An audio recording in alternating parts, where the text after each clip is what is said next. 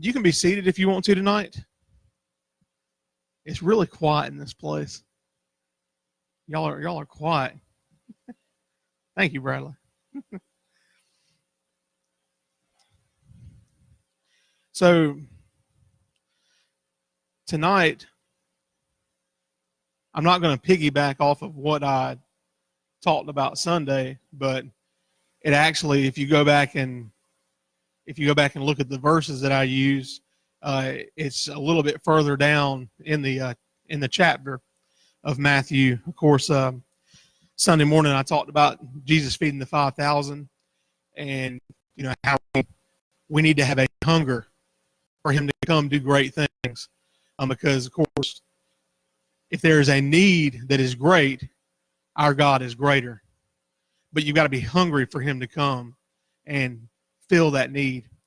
So, of course, I'm sitting there reading, through Matthew, because that was part of the reading that I was doing. And I got a few verses down, and I got into the passage that I'm going to use tonight. So I'm going to come again from Matthew 14, but this time I'm going to be starting with verse 25. I think this is going to be a pretty familiar story with everybody. So I don't mean to bore you, but trust me, it does serve a purpose. It says, starting with verse 25, it says, "Now in the fourth watch of the night, Jesus went to them walking on the sea. And when the disciples saw Him walking on the sea, they were troubled, saying, 'It is a ghost.' And they cried out for fear. But immediately Jesus spoke to them, saying, 'Be of good cheer, it is I. Do not be afraid.' And Peter answered Him and said, 'Lord, if it is you, command me to come to you on the water.' So He said, 'Come.' And when Peter had come down out of the boat, he walked on the water to go to Jesus. But when he saw that the wind was boisterous, he was afraid and began to sink. And he cried out, saying, 'Lord, save me.' And immediately Jesus stretched out His hand and caught him and said to him, 'O you of little faith, why did you doubt?' And when they got into the boat, the wind ceased." When I start to think about that verse, or those verses right there, there's a lot of things that stick out to me. And one of the things is that, they're out there on the water, and Jesus is far away off. They can't really see. All they can see is what looks like a man walking on the water. But they didn't know it was Him. And they started to get a little afraid because He was, as I said, a ways off. So He wasn't in clear sight. They couldn't see Him very well at that time. So they started to get afraid, and they cried out. And Jesus said, "You know what? It's okay. It's me. You don't have to worry." And then when Peter saw that it was Him, saw what Jesus was doing, saw that He was walking on the water towards them, he said, "Lord, if it's you," he said, "command me to come to you on the water." And notice when Jesus gave the word, all He said was, "Come." All He said was, "Come." And Peter got out of the boat. Now, I've got to think that first step, that had to be a little crazy, getting out of that boat, knowing that you're stepping on the water. I can't imagine it. Because every time I've been on water, if I step out, I'm going down. I've never walked on water before. All right.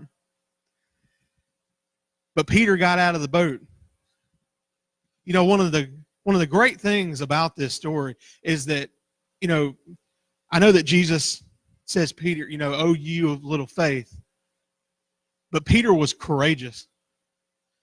I'm wondering why when the other disciples, when they saw that Peter was walking on water, why didn't they all get out there?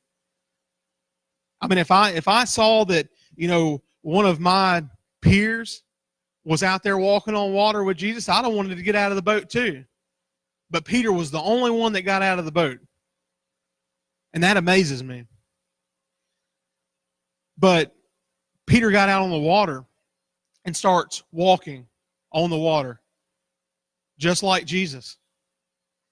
And, I begin to think about the fact that, that Jesus said that, we have that same power inside of us. We've got the same power to perform miracles. We've got the same power to perform healings. And apparently, we've got the same power to walk on water.